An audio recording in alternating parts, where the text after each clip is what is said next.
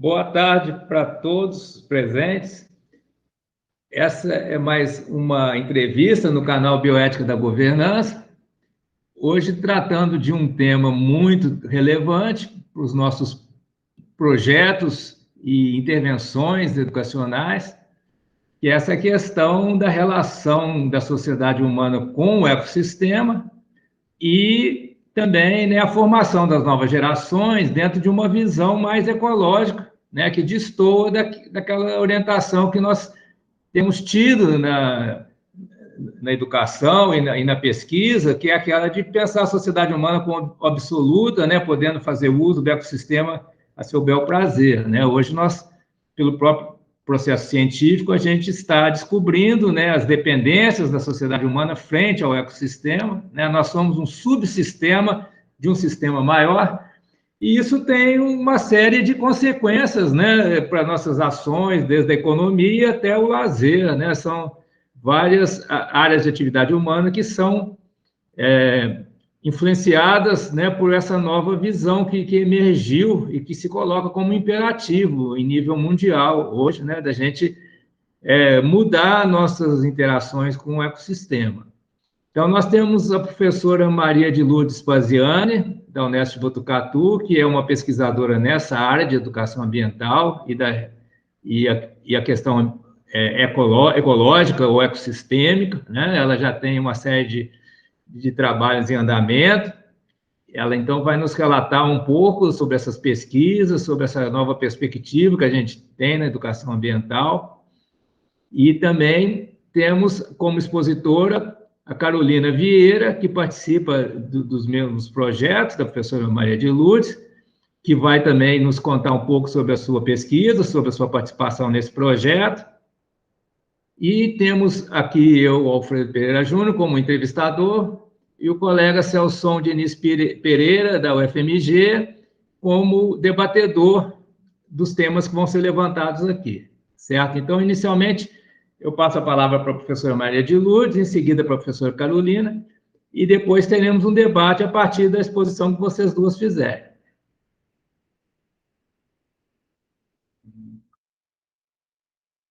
Ligar o microfone aqui, né? Então, em primeiro lugar, agradecer, né, Alfredo, por essa oportunidade de estar conversando com você, com o professor Celso, né, e com a Carolina, né, novamente, a gente está aqui juntas, trazendo um pouquinho, né, das ideias e das propostas que a gente tem procurado colocar em prática aí nesse campo, né, da educação ambiental e principalmente ligada à formação de pessoas e ao engajamento social, né, que são quase que sinônimos, né, quando a gente pensa na questão da própria emergência da educação ambiental, né. Então, assim, eu que já venho, assim, de longa data, né, trabalhando com educação ambiental, até pela minha formação de bióloga, né, então essa questão ambiental sempre foi muito presente, né, na minha formação, a escolha pela própria biologia, era agronomia, depois eu fui para biologia por conta da disponibilidade de não poder estudar no tempo integral, e aí eu fui fazer biologia noturno como segunda opção. Então, a minha vontade era trabalhar com essa área, né, da natureza, do meio ambiente, da terra, do solo. Então, sempre foi uma pegada, assim, que me orientou, assim, na minha escolha pela minha formação. E dentro do campo, como professora, né, aí, por um acaso, assim, eu fui para a docência, né, até para sobreviver, e a docência me mostrou um cenário, um caminho muito interessante, né, na educação básica. E era quando, assim, a educação ambiental estava começando, né, as questões ambientais estavam ganhando mais corpo. Eu lembro de Cubatão, de todo aquele problema que teve Cubatão, né, em São Paulo, a poluição, e isso começou a repercutir, né, de forma forte, né, na questão das preocupações com a poluição, né, do Rio Tietê. Então, todas aquelas coisas, uma paulistana ali, né, que vivia muito muito presente nesses espaços, né, essas questões começaram a falar alto na minha atuação como professora. E a educação ambiental, né, é quando justamente a educação ambiental no Brasil, né, já logo assim, final da década de 80 e 90, a educação ambiental no Brasil começa a chegar, assim, né, de forma mais forte.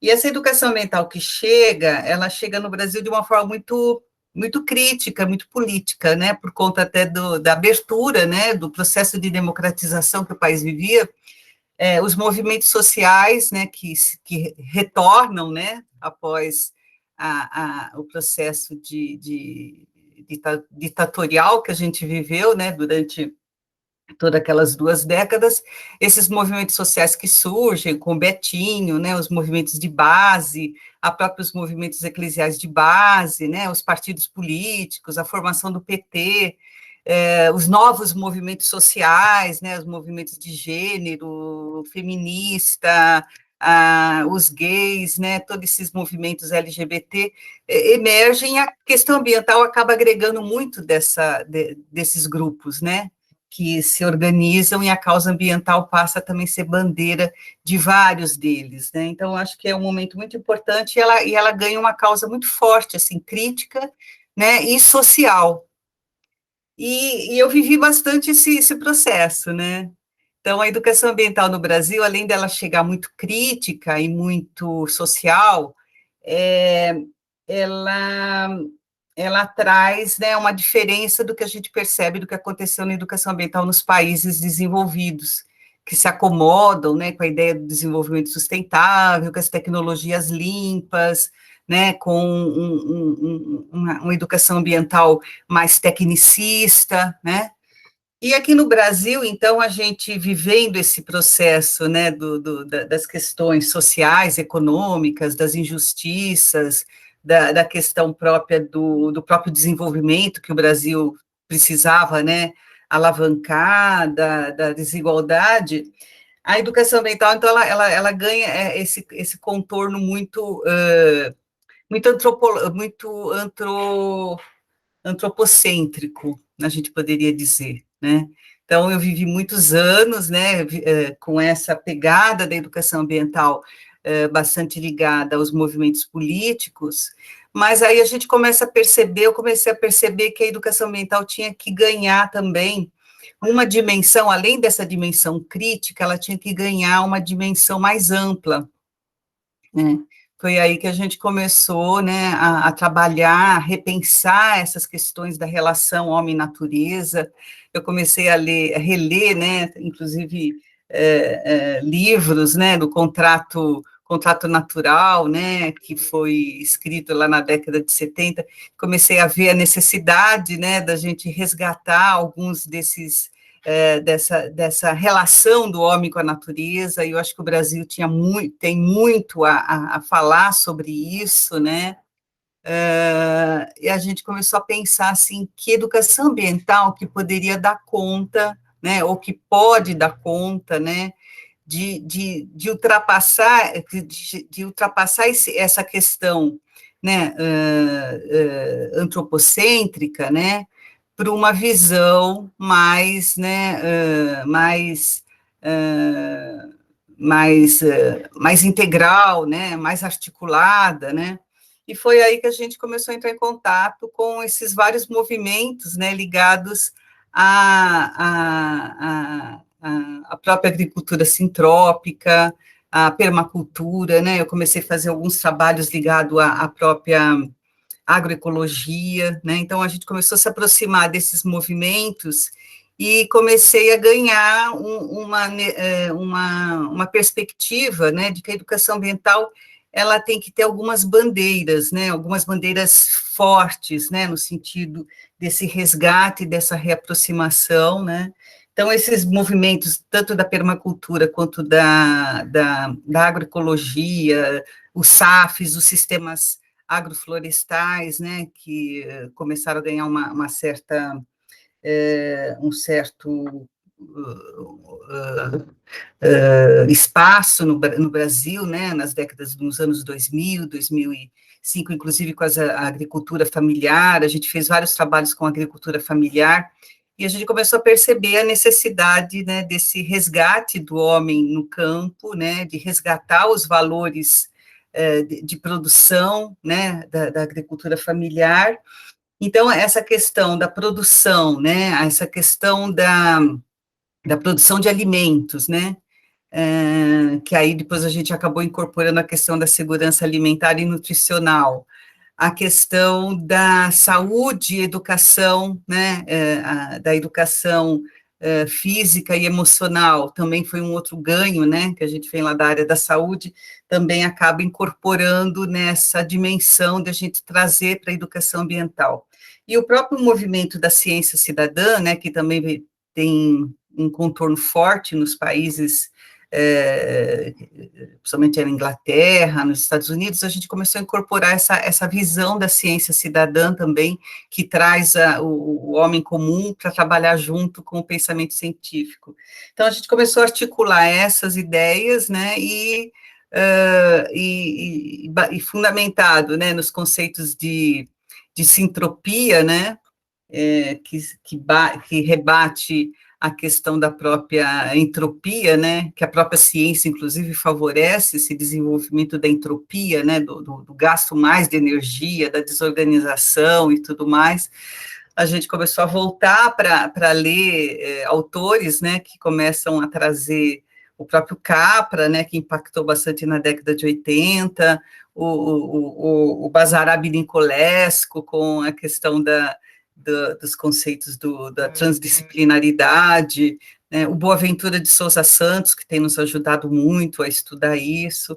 Então, a gente começou a pensar que a gente deveria, então, trazer uma educação ambiental, né, que, além de fazer essa reaproximação, ela instrumentalizasse crianças, professores, né, e a sociedade em geral, dentro desses projetos de educação que a gente tem feito nos parques nacionais, a instrumentalizá-los, né, nessa questão dessa relação, dessa reaproximação, dessa que o pessoal tem chamado muito de nessa reconexão, né, com a natureza, né, que tem sido gradativamente perdida, e essas experiências têm sido muito importantes, né, para fundamentar e para ajudar a gente a caminhar nessa proposta do que a gente vem chamando da educação ambiental sintrópica, né, que tenta linkar essas perspectivas, né, de reorganização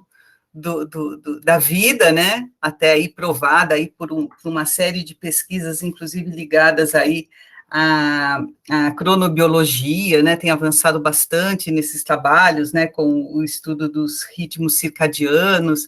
Então, uma série de coisas que têm emergido dentro da própria ciência normal, entre aspas, né, que tem nos fortalecido, né, para dentro da academia a gente trazer esse conceito da sintropia, que ainda é um conceito, assim, bastante nebuloso, né, para o campo, né, dos nossos pares aí, mas que a gente tem encontrado respostas bastante interessantes. Acho que talvez a Carol possa até falar um pouquinho do que a gente tem trabalhado aí na questão das escolas, né, que é um dos projetos que a gente está desenvolvendo, que é esse projeto em 2 municípios, né, de Arealva e São Manuel, com 4 escolas, na verdade 5 escolas, porque já tem uma escola voluntária. Então, esse projeto que a Carol é uma grande parceira aí, trabalhando com a área que ela atua, né, e tanto com a saúde ambiental, com a saúde emocional, os relatos, né, que a gente tem conseguido, e as práticas, né, que a gente tem conseguido com as professoras, né, e agora esperamos que agora nesse ano de 2022 sejam os alunos, né, porque esse período de pandemia a gente não pôde trabalhar ou ver os resultados muito direto com os alunos. Então, a gente está esperando agora o retorno, né, das atividades que estão bastante promissores aqui graças a Deus, né, aqui no Brasil, e que a gente consiga, então, ver como que isso vai impactar no projeto pedagógico das escolas, né, e na qualidade do trabalho, né, educativo e formacional das crianças, né, que estão ali sendo atendidas nessas 5 escolas que nós estamos atuando.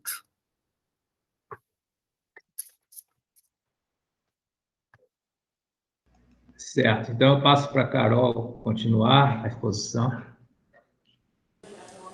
Olá, agradecendo boa tarde. A participação de vocês duas aqui, que está sendo muito interessante. Boa tarde, Alfredo, Celson, Boa tarde. É um prazer conhecê-la. estar com vocês.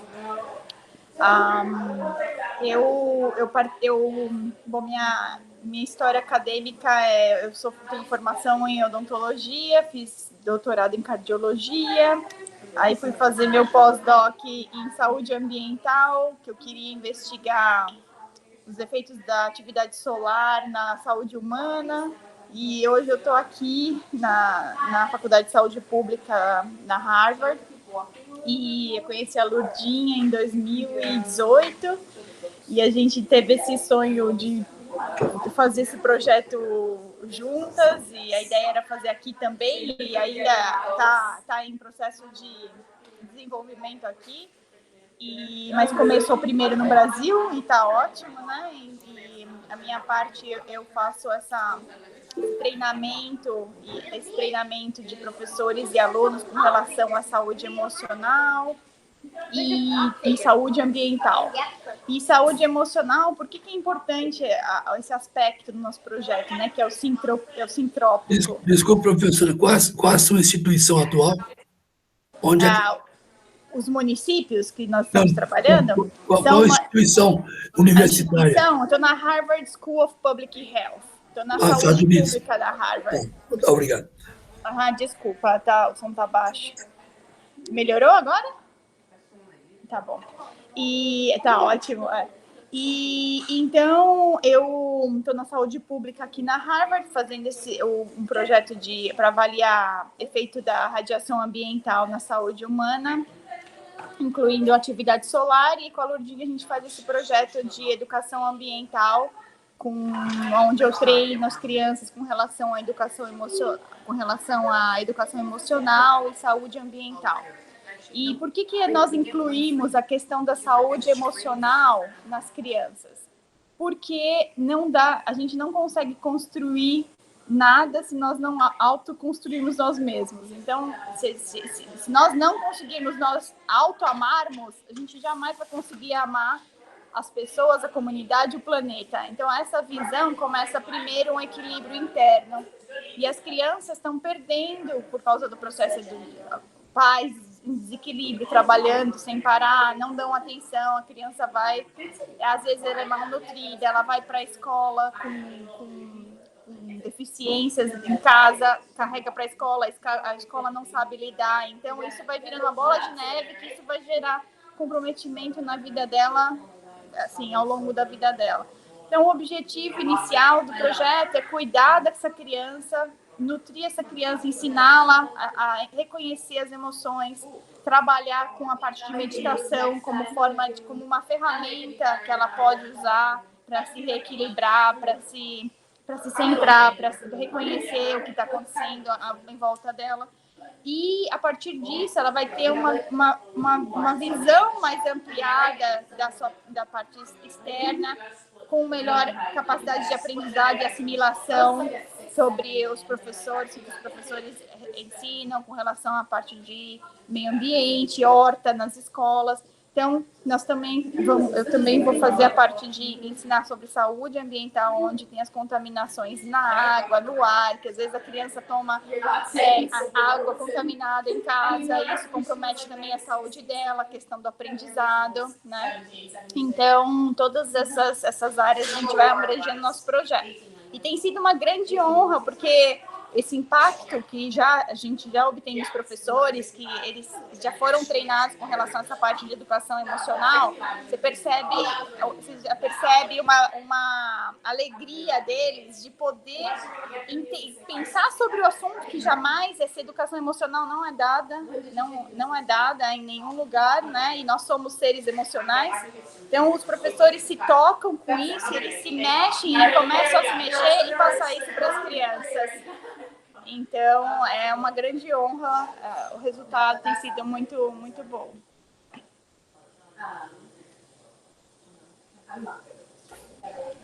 Muito obrigado. Obrigada, gente. Não sei se aqui está muito barulho, desculpa. Não sei se tem uma conversa aí, mas tudo bem, a gente conseguiu entender. Bem, então eu vou começar fazendo algumas perguntas para vocês duas. Uma delas é o seguinte: a universidade ela tem desprezado o conhecimento que as pessoas que vivem no campo têm, né, dos ambientes, né, dos biomas. A gente, com as devidas exceções, é claro, a gente despreza muito o conhecimento que os índios têm da floresta amazônica, né? E dos agricultores aqui no Cerrado que tem sobre esse bioma.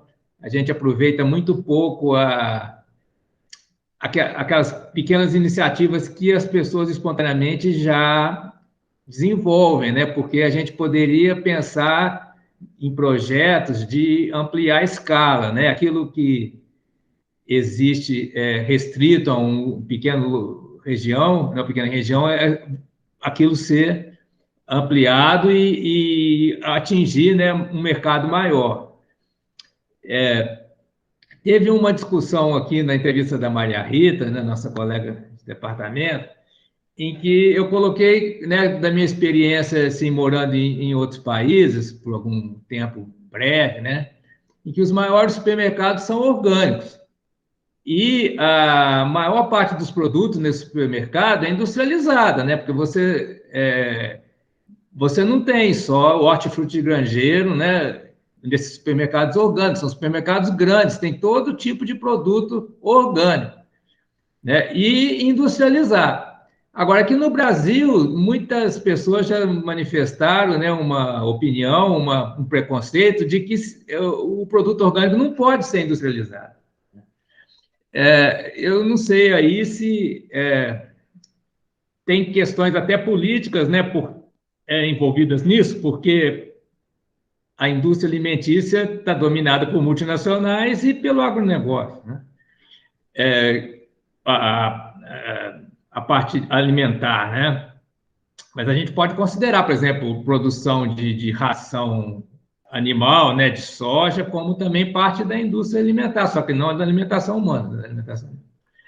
Mas como é que vocês veem essa questão assim da universidade interagir com as comunidades, não só levando conhecimento e tecnologia, mas também absorvendo aquele conhecimento que já está sendo elaborado e também propiciando, né, através de investimentos, que aí teria que envolver o Estado, né, que essas atividades econômicas dessas comunidades, aí na agricultura familiar, nos sistemas agroflorestais, permacultura, etc., que houvesse um aumento, uma ampliação da escala, de modo, né, que se atingisse um mercado maior e que tivesse uma significância maior na economia do país, né? Todas essas atividades ocupando espaços que atualmente estão, né, nas multinacionais, como a Nestlé, por exemplo, aí, né, e com o agronegócio.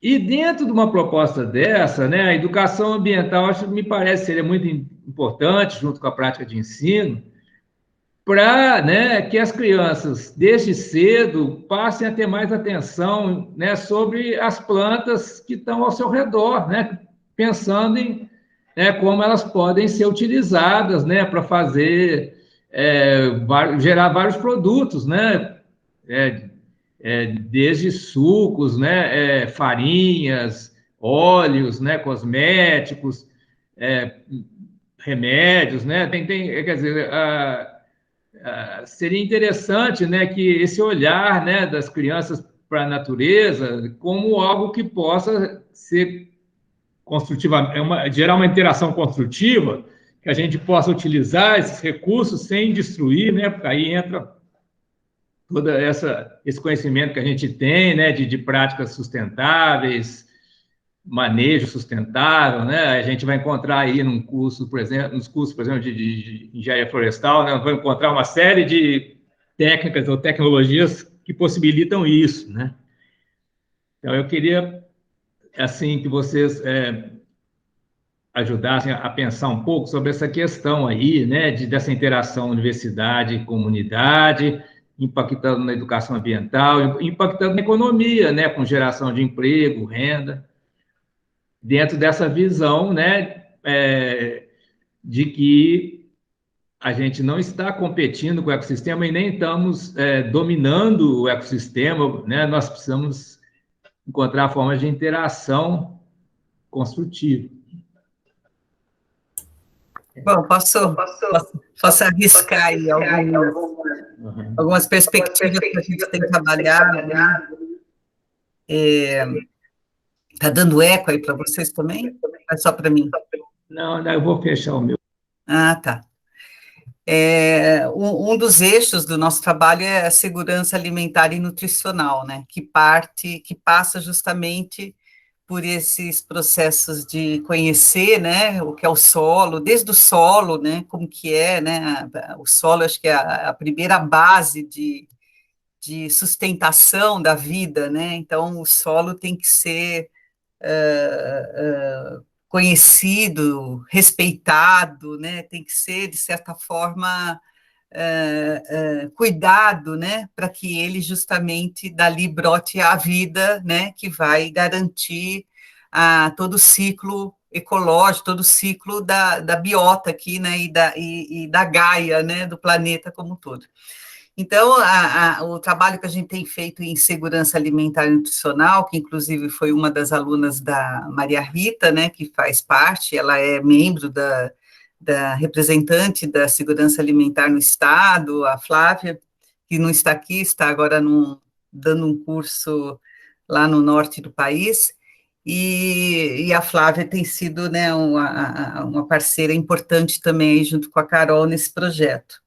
Então, a segurança alimentar e nutricional, ela está na base, e é interessante, porque quando eu fui para São Manuel em 2016, 17, para começar a trabalhar lá com o município de São Manuel, com a prefeitura de São Manuel, com o Saglietti, quando o Saglietti foi lá para a diretoria de educação, aí a gente propôs para ele um trabalho, né, de formação das crianças e dos professores ali das escolas, e revitalizando a fazenda experimental da Unesp lá em São Manuel, e que foi uma parceria junto com a engenharia, com a UFCA, né, com a Renata, que era a diretora da fazenda na época, né, que a gente começou esse trabalho, e que hoje virou um convênio com São Manuel. E São Manuel é um município que tem muito, como Botucatu, né, tem muitos bairros rurais, muitos produtores rurais, né, pequenos produtores de pequenas propriedades, né,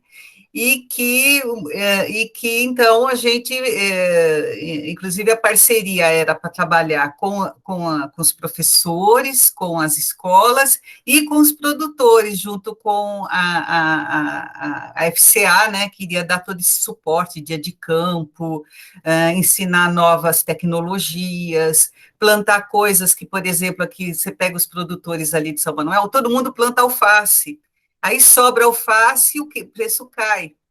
E a questão da merenda escolar, por exemplo, que é uma imposição de que na merenda escolar você tem que ter 30% dos produtos comprados dos produtores locais, acaba que a prefeitura não consegue comprar. Por quê? Porque não tem os produtos que ela precisa. Aí ela vai comprar de Santa Catarina, vai comprar de outros estados, porque aqui, por exemplo, cebola, o município de São Manuel, acho que precisava de 500 quilos, sei lá, 1 tonelada de cebola por ano. Só que ela não tinha quem produzir aqui. Aí ela comprava de Santa Catarina, do sul, onde produz a cebola. Então, uma das demandas era ensinar os produtores aqui como produzir cebola no clima nosso, porque tem também isso, né? Por que produz lá, aqui não produz, alguém já tentou produzir e não deu. Então, ensinar essas tecnologias, né, ele está no horizonte desse nosso projeto, né?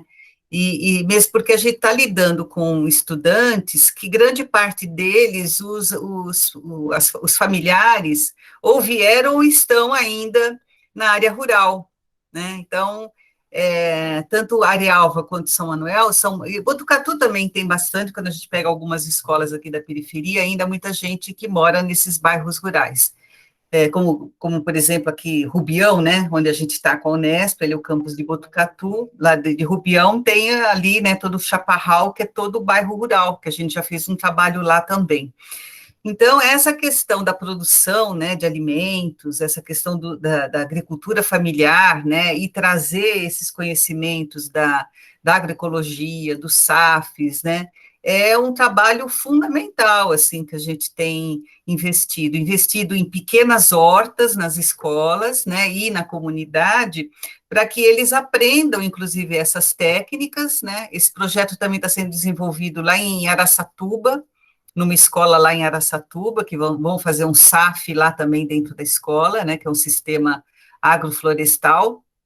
Então, a ideia é essa, a gente trazer esses conhecimentos, trazer essa consciência, né, de como que se utiliza esses espaços e como que a gente consegue produzir em pequena escala, né, por exemplo, e com uma duração, né, porque assim, a gente produzia as hortas, e aquelas hortas muito na linha convencional, e quando você usa no SAF, você produz alimentos, por exemplo, que tem uma duração maior, que você não precisa a cada 3 meses estar plantando. Então, você planta taioba, você planta essas punks que são mais duradouras, né? Você planta a Ora Pronobis, aí você intercala com alface, intercala com uma cenoura, né?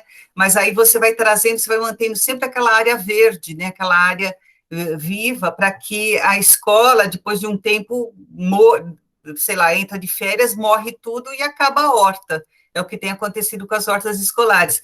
Então, a gente tem procurado trazer esse conhecimento, né, para ser implantado nessas escolas, para que elas tenham uma sustentabilidade, né, que é um eixo importante na educação ambiental, é você desenvolver projetos que eles sejam sustentáveis, que eles sejam, né, que eles não se deteriorem, né, com umas férias escolares, né, então a gente está trazendo esses elementos para que seja um dos eixos, né, e eu acho que a universidade tem muito a contribuir com isso, né, então a gente tem aqui a Faculdade de Ciências Agronômicas, que está nos ajudando bastante com esses conhecimentos, né, da biologia lá do departamento do Instituto de Biociências, a gente também está trabalhando aí com a parte mais da ciência cidadã, questão de observação de aves, desses indicadores importantes de biodiversidade, né, dessa reaproximação das crianças e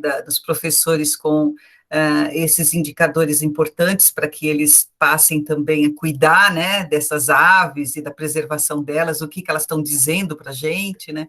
Então, são vários elementos, mas a segurança alimentar e nutricional, ela passa por essa questão que a gente considera, né, esses 3 eixos que eu falei, que é a segurança alimentar e nutricional, a educação em saúde emocional, física e ambiental, e a questão da ciência cidadã, que é trazer, né,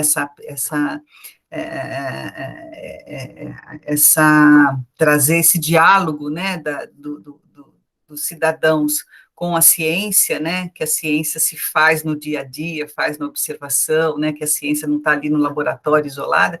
Então, são esses 3 eixos que a gente tem apostado nessa educação ambiental, que a gente tem chamado de sintrópica aí. Ludinha, tudo isso me parece excelente, assim, muito pertinente, né? Muito pé no chão. Mas eu me pergunto, será que a gente não precisava ser um pouco mais ambicioso, de sair dessa pequena escala, assim, de município e pensar em projetos maiores? Ou é prematuro ainda para a gente trabalhar com isso? Eu acho, eu acho que é prematuro, sim, porque, assim, primeiro, que a educação ambiental é um campo ainda muito novo, né? Quando a gente for pensar, assim, nas áreas, né, de conhecimento, ela vem se fundamentando, tem uma emergência muito, assim, né, os grupos bem engajados e tal, mas ela ainda é muito pequena, né? Então, eu acho que ela tem que ganhar, tem que ganhar corpo, né? Então, assim, eu vejo assim, eu tenho feito nesse pequeno espaço, né? Agora, a escala, a gente já teve momentos melhores, né? Na educação ambiental, quando a gente tinha a Marina, né? Lá no Ministério, eu acho que a educação ambiental ganhou um fôlego, né? A gente chegou a trazer para cá os coletivos educadores, que era um movimento nacional de educação ambiental, que foi promovido lá pelo Ministério do Meio Ambiente, e então ele tinha uma larga escala, né? Mas aí a Marina foi cortada, né? Com a Marina cortada, quando entrou o substituto da Marina, ele já começou a cortar esses projetos que tinham em larga escala. Então, o coletivo era um dos projetos que era de larga escala, estava distribuído no país todo, e aqui em Botucatu nós éramos um dos coletivos, o coletivo Quest Educador, que tinha essa coisa de reunir regionalmente, de formar em larga escala, né, não sei quantos mil educadores ambientais em cada região, mas, infelizmente, esse projeto, né, precisa de uma política, né, nacional amparando isso. Lógico que eu acho que sim, que precisa, mas a gente tem que fazer, como disse outro dia, se não dá para fazer o grande, vamos fazer no pequeno, né, porque não dá para a gente ficar esperando, né, a água passar. Então, a gente vai fazer no nosso pequeno espaço, mas até que as coisas, né, ganhem corpo e ganhem adesão e tal, né? Mas lógico que eu gostaria, né, que a gente pudesse estar falando já em nível nacional, né, de projetos desse No governo atual, acabou sendo até uma resistência, né? Pelo desmonte que está tendo no plano macro, né? Conseguir continuar atuando no plano micro se tornou uma resistência, né, necessária. Mas agora a gente pode começar a planejar, né, uma retomada dessas iniciativas de maior escala, né? Porque senão a gente vai ficar acomodado, o agronegócio vai continuar dominando o campo e, né, a gente atuando só em pequenos nichos, quer dizer, isso não vai mudar o padrão, né, de interação com o ambiente que já se estabeleceu em muitos anos, né? A Carolina gostaria de falar? Sim, você estava comentando com relação aos alimentos orgânicos, que fora tem muito mais opção do que no Brasil. Eu acho que, na verdade, o que acontece? O Brasil, a população, ela chama pelo produto, né? E como a população do Brasil, infelizmente, o conhecimento é limitado, que é passado para eles, então, para eles é o que é mais barato, é o que vale. E aqui, primeiro, as pessoas pedem por orgânico. As pessoas pedem pelo produto. E aí isso se torna industrial em larga escala. E aí, o orgânico aqui não é um valor diferente, muito diferente do normal. Então, por quê? Porque já se tornou em grande escala. Mas porque a população pediu. Então, quando a gente pensa na educação ambiental, a gente quer que a criança cresça com esse padrão de conhecimento, com essa cobrança da família, da cidade, do governo. Porque se você não tem essa formação do pensamento junto, você vai ser um adulto que não vai fazer diferença. Então, a gente vai aceitar o sistema. Então, hoje no Brasil, o que acontece é a população não sabe, desconhece, não cobra, o governo visa o lucro imediato, o governo e as indústrias visam o lucro imediato a curto prazo, porque não é... Se você for pensar a longo prazo, é uma economia burra, porque eles estão desertificando as áreas, estão modificando o ciclo da chuva, estão alterando todo um processo que daqui a alguns anos vão ser áreas desertificadas, todos os rios contaminados, porque já o rio também contamina. Aqui no Brasil não tem saneamento básico e de purificação de água, então as pessoas estão tomando químico e vão adoecer, então isso vai sobrecarregar o sistema de saúde. Então é uma política emburrecida e curto prazo, imediatista. Então o lucro é hoje, amanhã não é problema meu.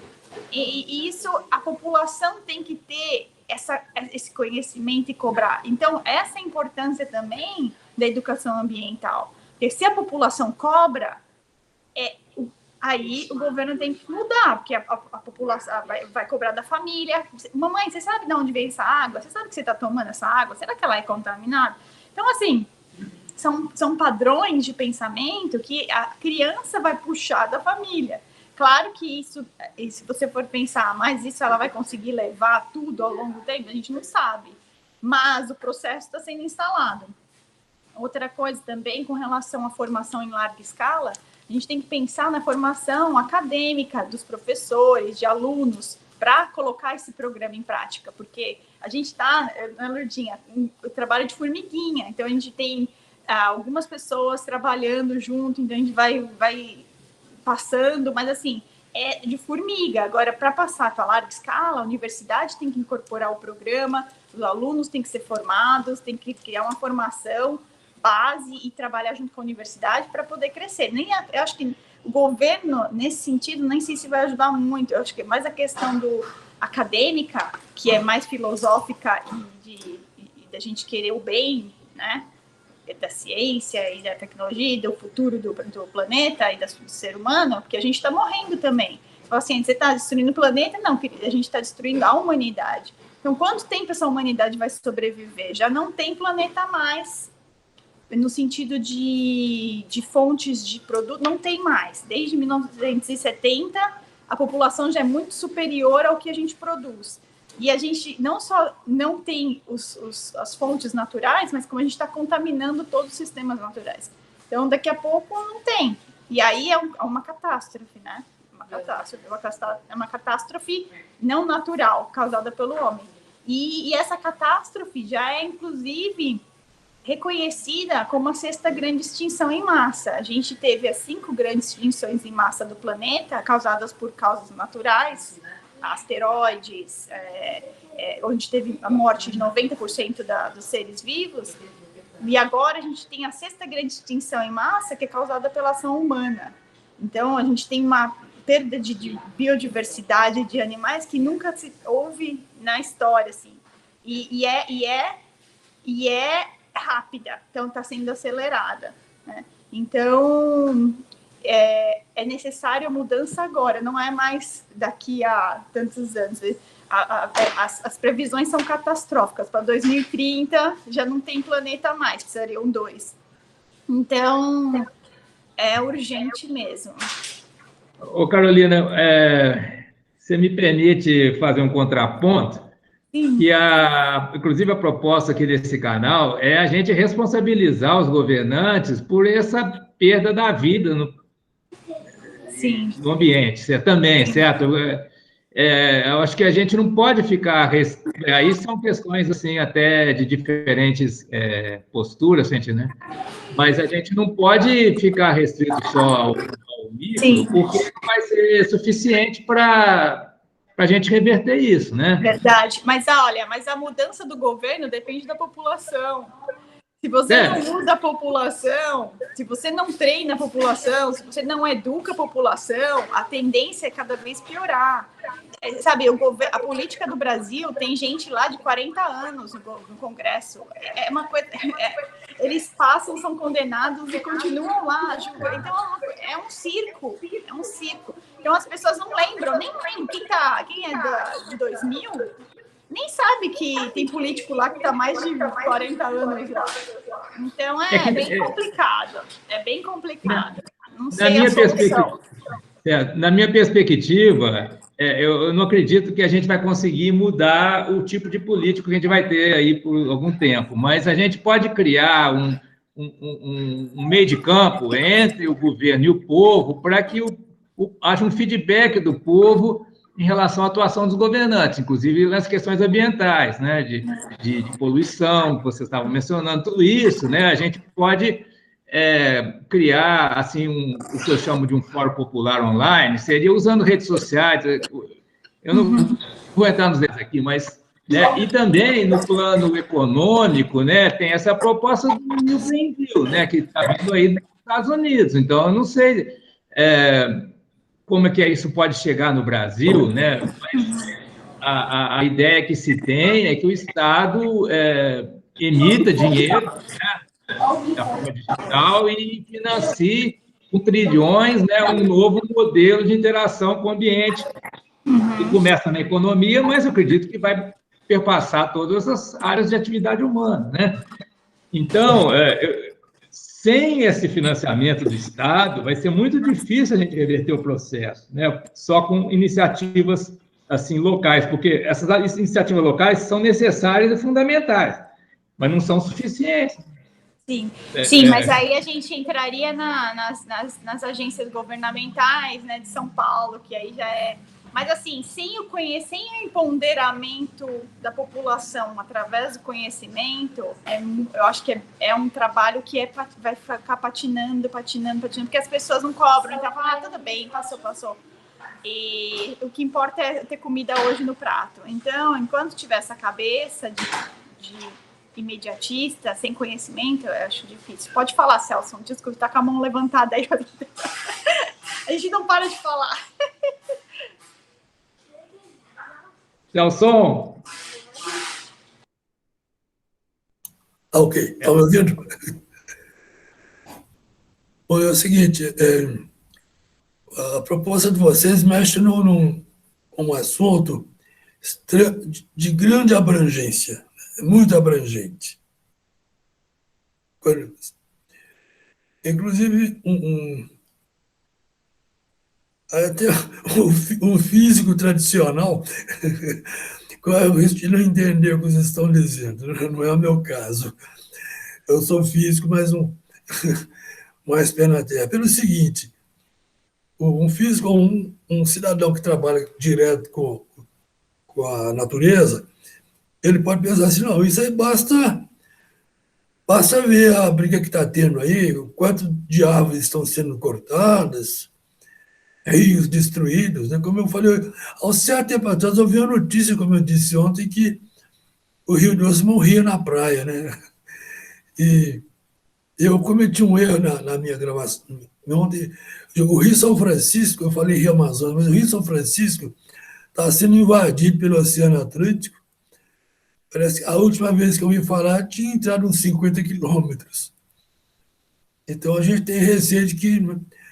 Mas, quer dizer, quando você olha direto a natureza, o material,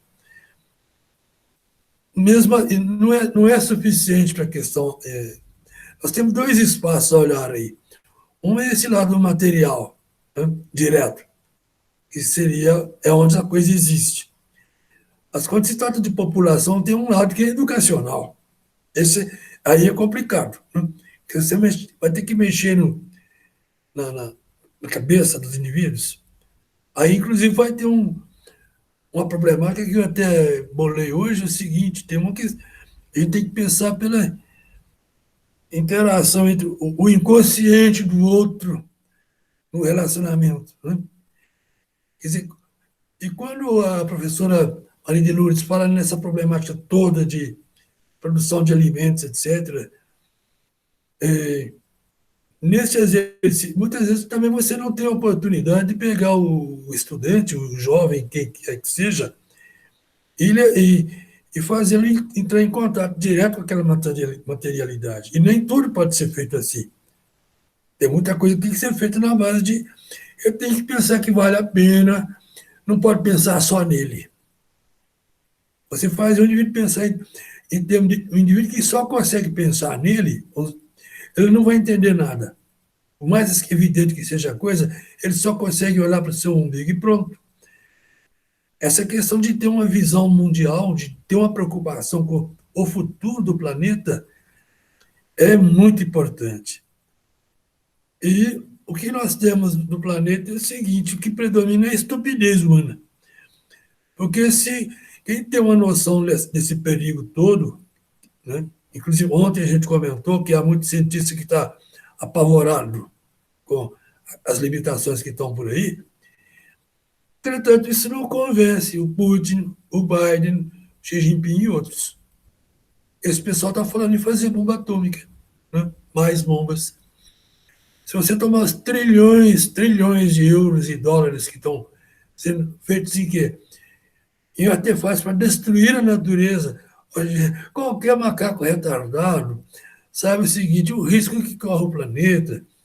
Se você pegasse esses trilhões para fazer foguetes, mísseis, bombas, e convertesse no sentido desse que a professora Maria de Lourdes e a Catarina estão falando, e a nossa aqui, podia mudar o futuro do planeta. Então, o problema é que significa que tem um lado que é educacional, realmente, que é mental, né? Que é um senhor abacaxi. Aí terminando aqui, eu tomo a liberdade de propor ao Alfredo, né, que a gente, um dia, o que a professora Maria de Lourdes e a Carolina estão colocando tem muito, muito a ver com o que nós falamos ontem, né, Alfredo? Porque quando se pergunta como fazer as coisas, a questão da universidade, é preciso de fazer essa conexão aí entre a atividade universitária até chegar às comunidades humanas, como é que a educação ambiental por aí. Inclusive, isso tem muito a ver com o aspecto que eu fiquei devendo ontem na nossa conversa, que é o que eu chamo de educação de máxima abrangência. A educação no Brasil é ridícula. E isso, o que é uma educação de máxima abrangência? É uma que você forma o indivíduo total, etc. O planeta depende disso. Porque sem educação ambiental, o pessoal vai destruir o planeta, como nós estamos fazendo no Brasil, etc. Né? Vocês estão vendo as enchentes que teve na Europa ontem, etc. Consequência desse global aí, não é? Então, a gente fazer uma. Outra coisa, não é, Alfredo? É o seguinte: a questão da formiguinha é muito importante. O negócio não é uma formiguinha só querer salvar o mundo, não. Mas se você reunir centenas de milhares, milhões de formiguinhas, aí dá uma força mundial. O primeiro passo é da formiguinha, sim, não é? Então, por isso que nós organizamos algumas formiguinhas ontem, né, Alfredo? Que vamos levar agora um seminário no Departamento de Física, na PUC Minas, espero na Unicamp, etc. Nós temos que unir as formiguinhas e as formigunas, e os formigueiros. Esse aqui é. Aí eu digo, a sociedade que nós estamos projetando, eu proporia que, no próximo evento nosso, a gente convidasse a professora Maria de Lourdes e a Carolina para aquela nossa sequência da Sociedade de Integração, Universidade e Comunidade, que tem tudo a ver com o que a professora está colocando, vai nos dar uma ajuda enorme, né? Aí não vai ser uma formiguinha, não, é um formigueiro. Okay? Muito bem, professora. Ô, Celso, você está se dirigindo mais a mim, né? Porque eu estou vendo que você concorda perfeitamente com ela. Né? Mas. Sim, mas concordo com você. Eu estou dizendo para você, eu sei que você concorda conosco, você está de acordo se unir as formiguinhas todas. Ah, sim, mas você está de acordo. Nós estamos de acordo, Alfredo. Eu até tive uma discussão com o Antônio Nobre, que é um dos grandes militantes da questão ambiental, né?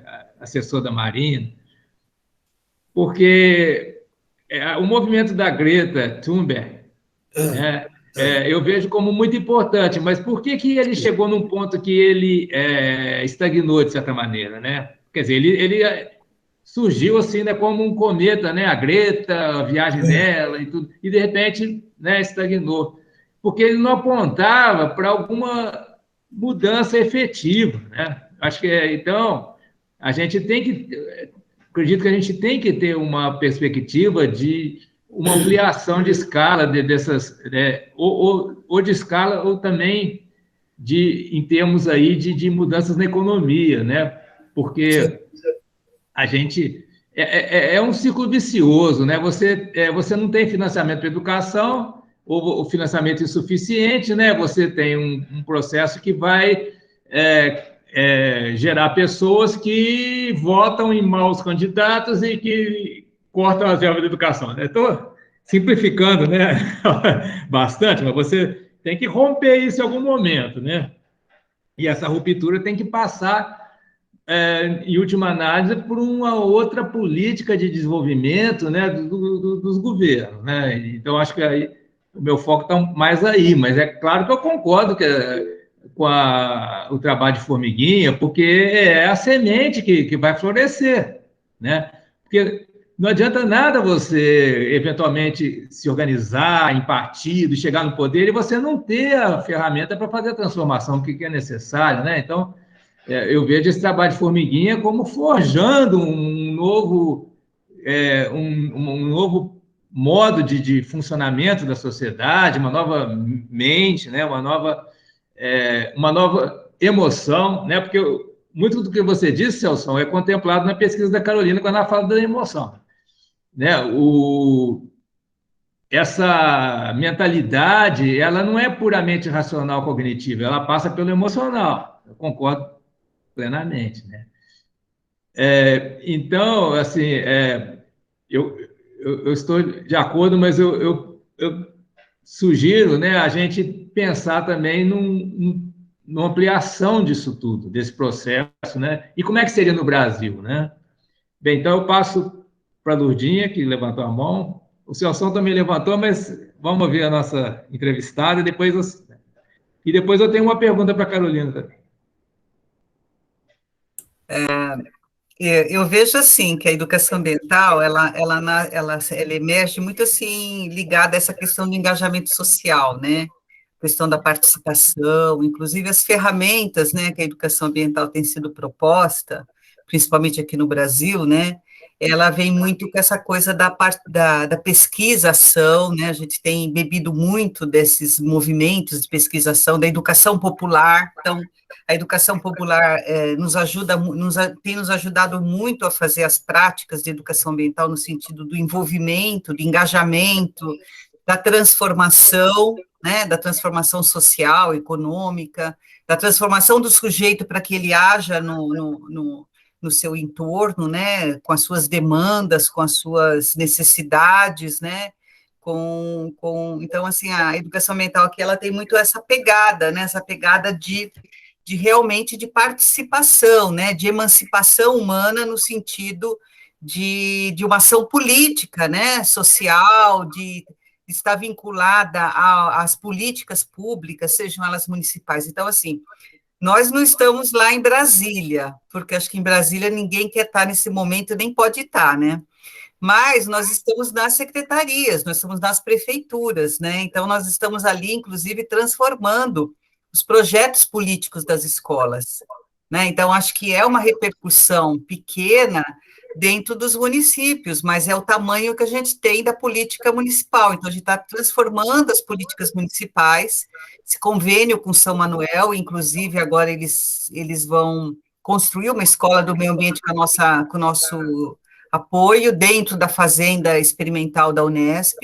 Isso vai ser impactado ali, né? Mas que pode estar repercutindo depois, é lógico, né? Se isso realmente tiver espaço para repercussão, porque a repercussão também não depende da qualidade do trabalho que você faz, né? Mas das condições concretas para que isso realmente seja fermentado, né? Então, a gente tem iniciativas e formiguinhas e formigueiros espalhados em todo o país, inclusive nas políticas de educação, né?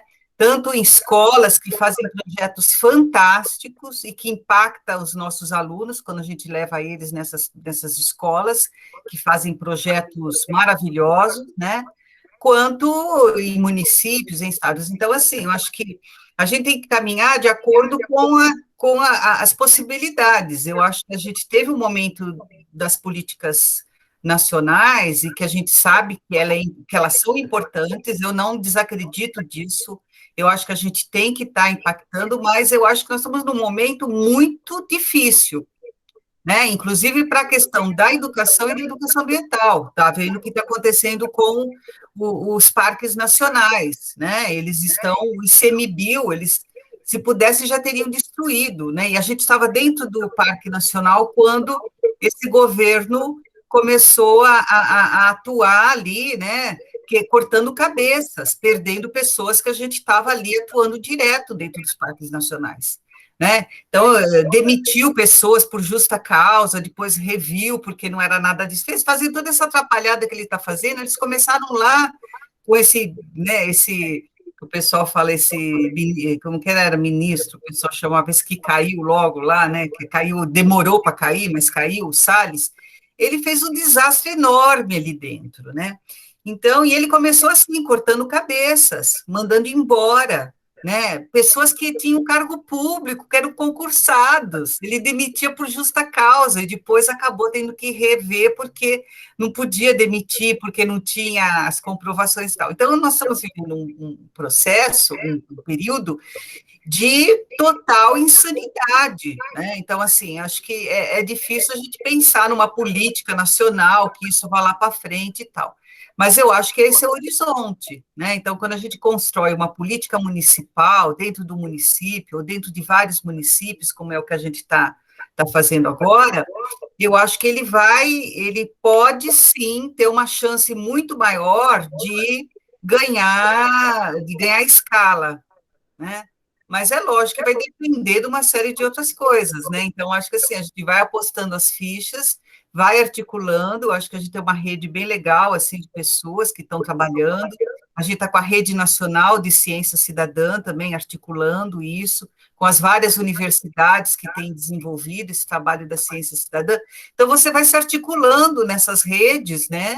Onde esse trabalho ele tem diálogo, ele estabelece diálogo, né? Porque nos momentos oportunos a gente está ali presente, né? Formando os nossos alunos. Aqui a gente criou a rede, que em Botucatu nós criamos a Rede Casa da Natureza, né? Que já faz parte dessa Rede Nacional da Ciência Cidadã. Então a gente está assim, né?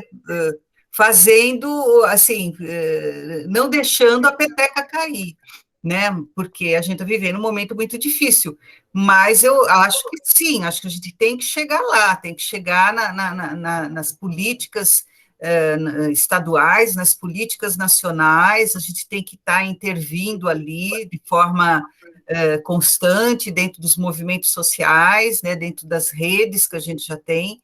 Então, acho que esse é o papel, né? Esse é o nosso papel. A política a gente não pode deixar de lado nunca, né? Mas, então, hoje nós temos uma política municipal, que eu acho que é o que está dando para fazer nesse momento. Está sendo muito bem feito, pelo que eu vejo. Eu queria fazer uma pergunta para a Carolina, é o seguinte, eu não conhecia essa abordagem que você desenvolve, que eu achei muito interessante, porque eu também trabalho com consciência, mais na filosofia da neurociência. A minha pergunta é a seguinte, né? Você está trabalhando assim com uma hipótese ou com uma diretriz, né, de que a saúde mental ou a saúde emocional, né, ela vai ser importante para a pessoa se dispor a cuidar da saúde do ambiente, né? Será que também a saúde mental também não depende da interação com o ambiente? Quer dizer, a ideia, o reverso, né? Porque eu até escrevi um artiguinho aí sobre plantas e a qualidade de vida humana. Foi depois que eu participei de um evento lá em Belém, né, sobre a questão filosoficamente, né, questão ambiental do ponto de vista filosófico. Mas será que a gente não precisa incorporar mais as plantas nas nossas vidas para a gente ter esse equilíbrio emocional, essa saúde? Porque a humanidade interage com plantas e animais, né, há milhares de anos, e de repente a pessoa vem morar na cidade, né, às vezes ela não tem nem espaço para ter uma galinha ou plantar uma hortinha, né, às vezes o máximo que a pessoa tem é um vaso com uma planta, né, uma plantinha assim no vaso, né? E isso, será que isso não prejudica a nossa saúde mental, né? Essa falta de contato com as plantas, e com os animais também, né? Sim, com certeza. Você tem essas duas vias. Você não é equilibrado emocionalmente, você enxerga o mundo distorcido e o mundo distorcido distorce suas emoções. Então, a falta de natureza, isso tem vários artigos falando, né? Qual o impacto disso e qual é o impacto benéfico do contato da natureza, por exemplo, em doenças cardiovasculares, na prevenção de doenças cardiovasculares.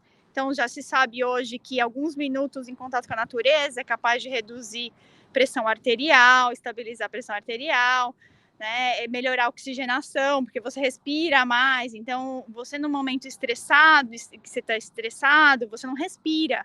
Então, o fato de não respirar também afeta toda essa função fisiológica do nosso corpo que acelera o processo de doença.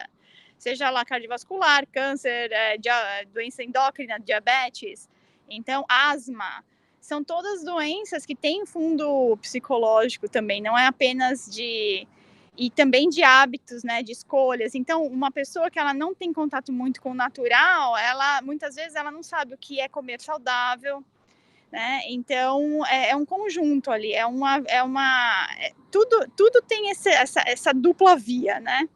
Então, com certeza, essa falta de natureza. Então, e quando a gente tem a falta de natureza, como o Louv, Richard Louv, que a gente está lendo o livro dele há muito tempo, ele fala que as crianças que com déficit de atenção e hiperatividade, na verdade, é falta de contato com a natureza. E esse contato melhora todo o aspecto psicológico da criança. E diminui, inclusive, esses diagnósticos, né? O uso de medicamento para hiperatividade. Então, com certeza, e por outro lado, quando a gente está longe da natureza, a gente fica mais próximo das tecnologias. Então, esse excesso de telas, de exposição a telas, a gente, querendo ou não, você está estimulando funções fisiológicas no seu corpo por ondas eletromagnéticas, né, Celso? Então, a gente tem a exposição natural, do campo magnético da Terra, que são exposições naturais, mesmo de plantas, tudo tem campo magnético. Então, mas o campo natural é muito mais sutil do que essas artificiais. Então, quando a gente coloca essas antenas artificiais próximas dos organismos, você acelera todo o processo fisiológico, a gente dá uma descarga elétrica constante ali. Então, a pessoa fica estressada, e ela não sabe por quê. E, na verdade, esse excesso de exposição eletromagnética, né? De telas, de antenas, das pessoas que vivem nas cidades, principalmente, né? Então, tem isso. E outra coisa que eu gostaria de falar também, Alfredo, às vezes a gente tem uma perspectiva, esse trabalho de formiguinha, como a Lurdinha falou, de prefeitura, eu acho que ao longo do tempo, se persistir, o impacto vai sendo como se fosse um tsunami, assim, né? Você vê a onda, vem a onda, e a onda é devagar, mas ela vai derrubando tudo, porque se você for no macro rápido, na hora eles já te eliminam. É muito fácil, é muito difícil ir contra um sistema, então tem que ser um processo lento. Quando você vai chegando na pirâmide, é muito fácil cair. Então, esse trabalho de formiguinha é fundamental,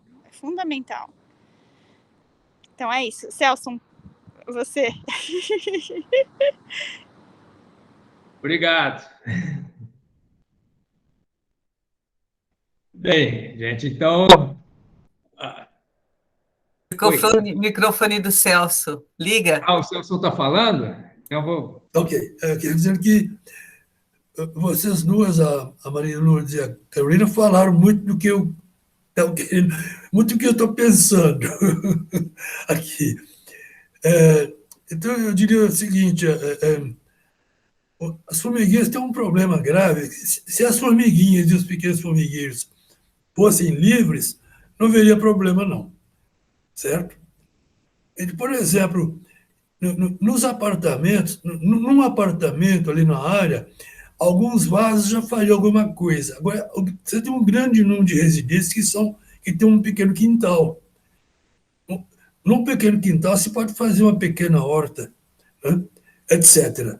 Fora os terrenos com os quais a prefeitura conta, ela poderia disponibilizar para a população.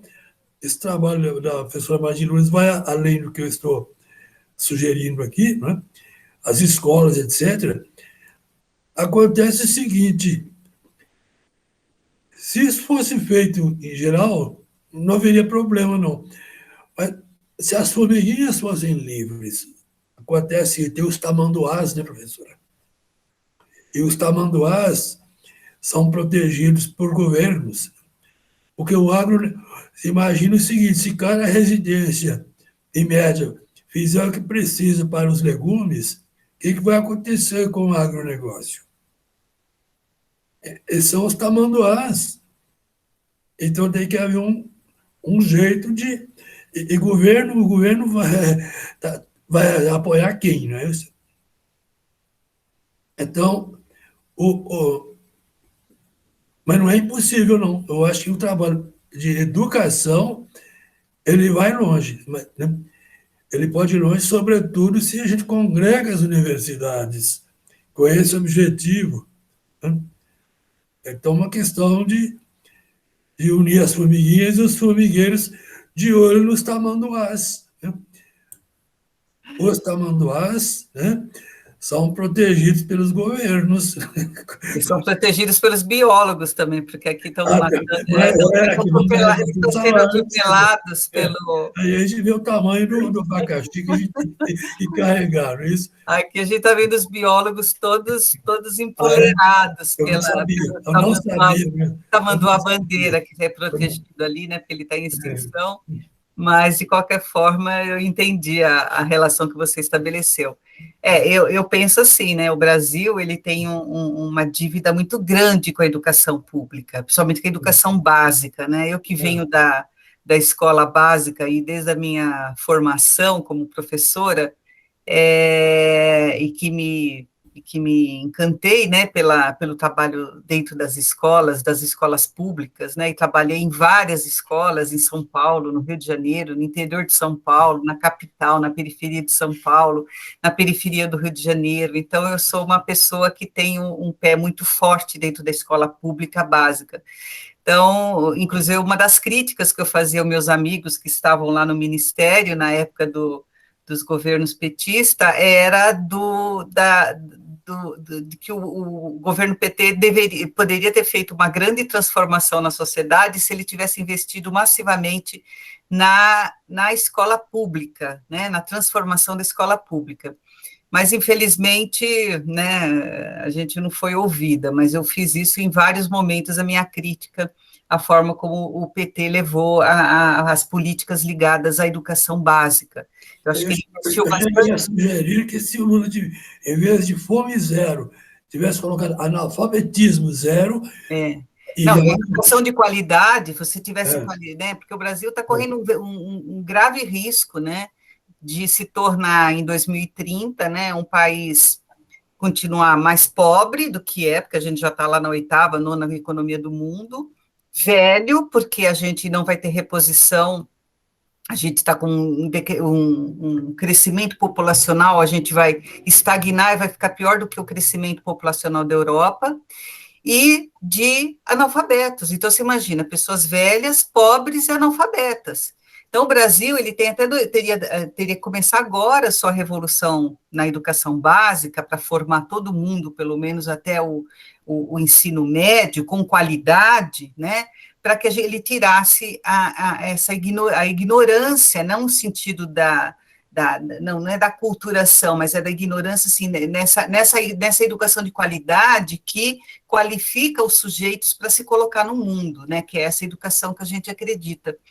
E ele está perdendo isso, então esses dados já estão colocados aí, né, esse ponto de inflexão que o Brasil tem que fazer, e ele não tem tempo para isso, né, quer dizer, ele teria que já estar começando a fazer agora, assim como a questão ambiental na educação também, porque senão a gente vai perder o rumo da história, né, então a gente tem que retomar isso, né, de ter uma educação de qualidade. Eu falo sempre assim, que o Cristóvão Buarque, quando começou no governo Lula, ele tinha um projeto ousadíssimo para a educação básica. mas ele, infelizmente, não foi ouvido, né?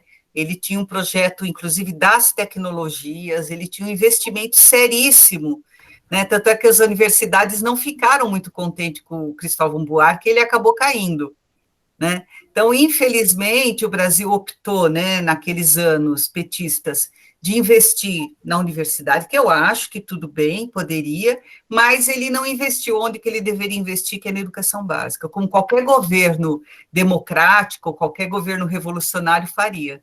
Ou fez, né, quando quiseram fazer a revolução nas suas sociedades, eles investiram na educação básica. Cuba foi assim, ele tirou todo mundo da universidade, mandou todo mundo para as comunidades e acabou com o analfabetismo.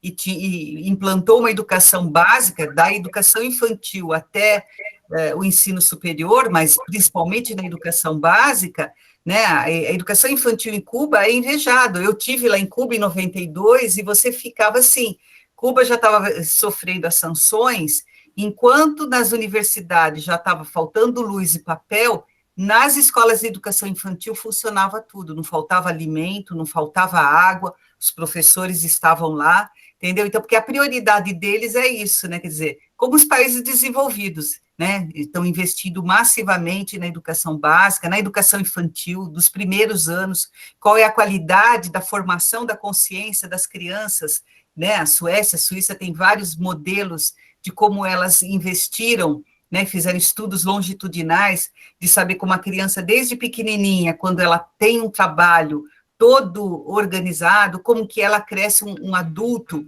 mais centrado, tem melhor visão do mundo, melhor visão de si, né? Então, a gente pega aqui no Brasil as crianças com problemas seríssimos, né? Tanto de respiração, quanto de alimentação, quanto de visão de mundo, né? Então, como que você faz essa transformação com um jovem chegando, criança chegando na escola com problemas seríssimos de violência, de assédio, de fome, de ser violentada em casa, na rua. Então, você tem um problema seríssimo social, né, e que a escola tem que acolher isso. Então, a gente tem que investir massivamente. Nós temos uma sociedade que tem uma tarefa enorme, né, uma tarefa enorme, mas se a gente não investir na educação básica de forma séria e compromissada, realmente a gente vai perder o bonde da história, como a gente está perdendo, né? Mas, de qualquer forma, eu continuo ainda acreditando, né, que sempre alguma coisa, tem várias pessoas trabalhando junto, eu sou uma formiguinha aqui, eu, Carol, Flávia, né, vocês, mas a gente, eu acho que tem mais formiguinhas espalhadas que no momento oportuno a gente vai, né, crescer um grande formigueiro e vai picar muita gente aí que está perturbando a gente e colocar esse pessoal para fora. Assim seja.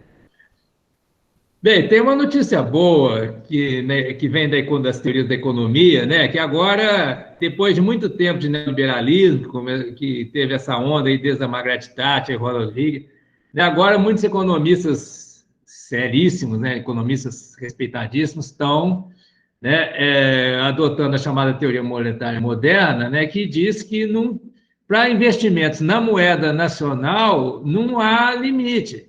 Quer dizer, então, você não precisa tirar dinheiro da universidade para investir no ensino básico, nem tirar dinheiro do ensino básico para investir na universidade. O Estado pode emitir o recurso que for necessário para fazer todos os investimentos em todas as áreas necessárias, essenciais, né? Inclusive, né, na parte de energia, né, de comunicações, etc. Quer dizer, não tem mais que a gente ficar discutindo se a gente vai investir... a ideia do cobertor curto, né? Para você investir no ensino básico, você tem que tirar dinheiro da universidade. Isso aí foi infelizmente, né, uma discussão que não precisava ser feita e que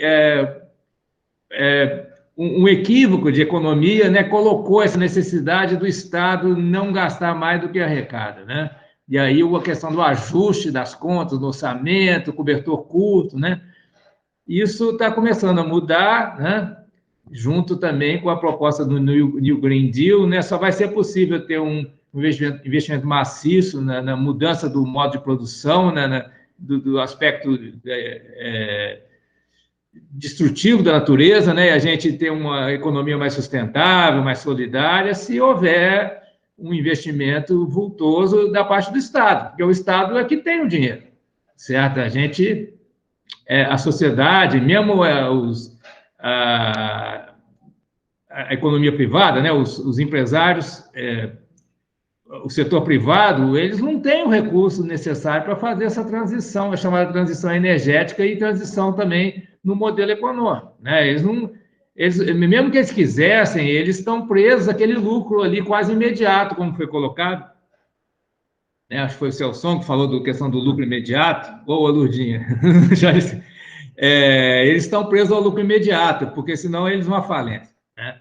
Então, tem que ser o Estado protagonista, né, que vai providenciar o investimento, né, em todas as áreas essenciais, né? Não necessariamente criando estatais, pode ser investimento na própria iniciativa privada, né? No caso aí de ensino médio, por exemplo, não precisa necessariamente ser o ensino do Estado, pode haver um investimento em escolas particulares, privadas.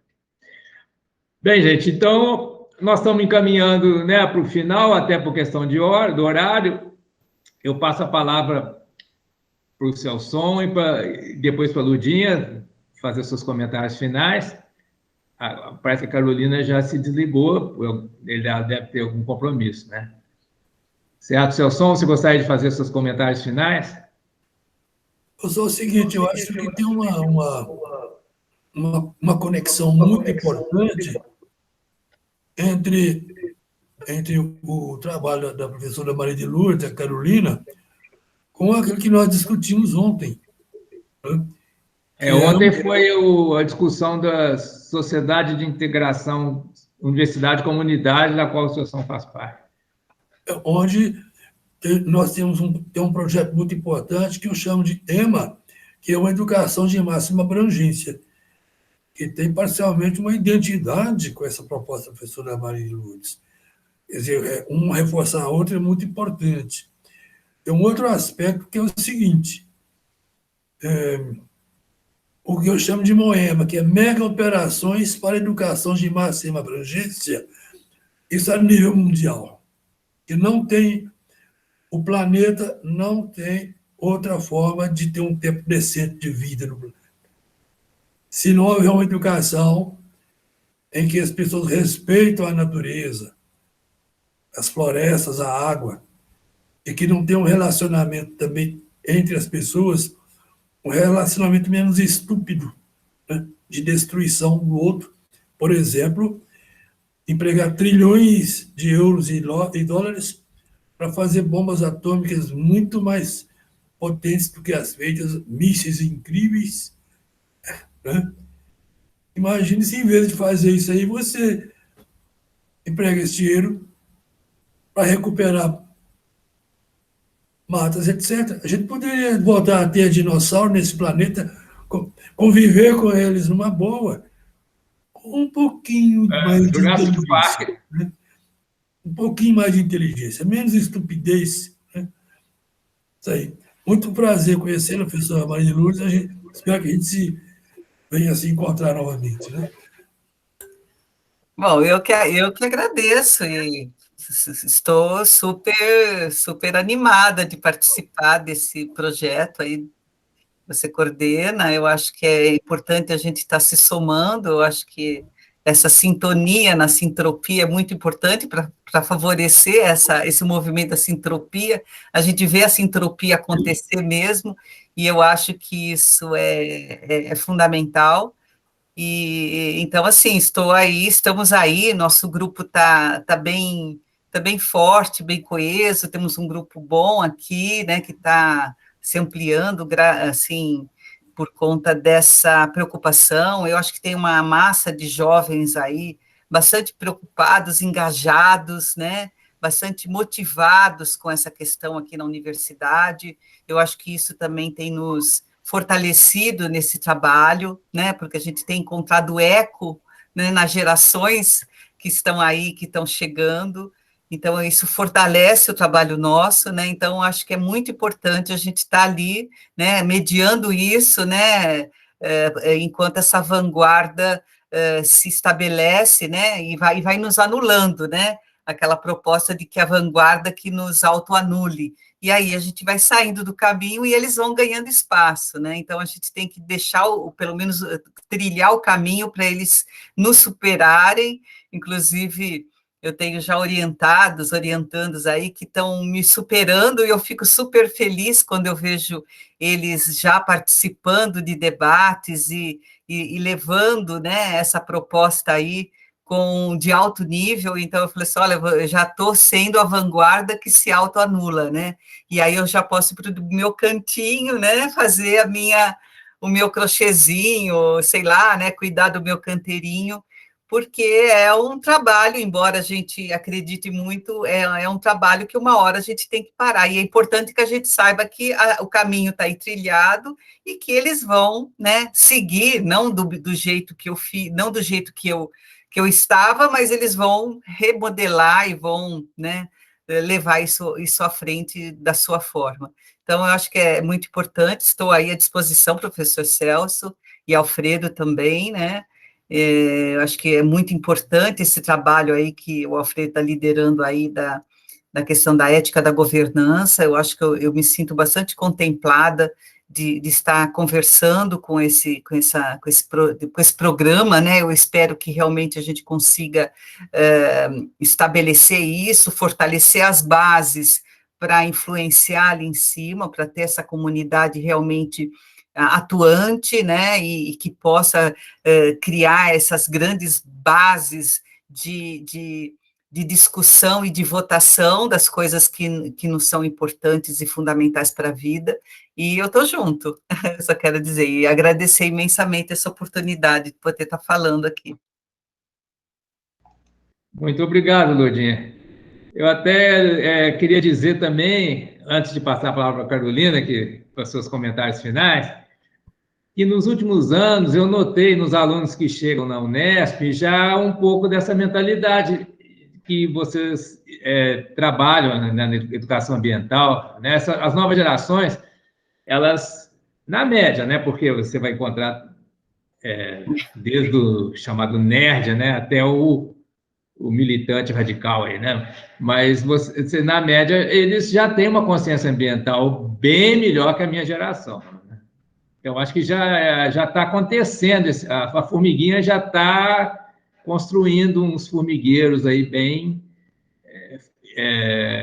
promissores, né? Carolina, você gostaria de fazer comentários finais, que a gente já está na rota aqui do desfecho. Eu gostaria de agradecer, primeiramente, o convite, estar aqui falando sobre isso com a Lourdinha, né? É muito prazeroso, agradeço aos comentários. Com relação ao tamanduá, né? A gente tem que construir tem que, na verdade, mostrar qual é o benefício disso, né? Quando as pessoas... É lucrativo, porque a economia verde, quem não pensa em economia verde, daqui a uns anos ele vai perder. Então, ele tem que mudar a cabeça hoje e ver que daqui a alguns anos vai ser lucrativo, né? Então, tem que mudar essa formação, tem que mudar a cabeça.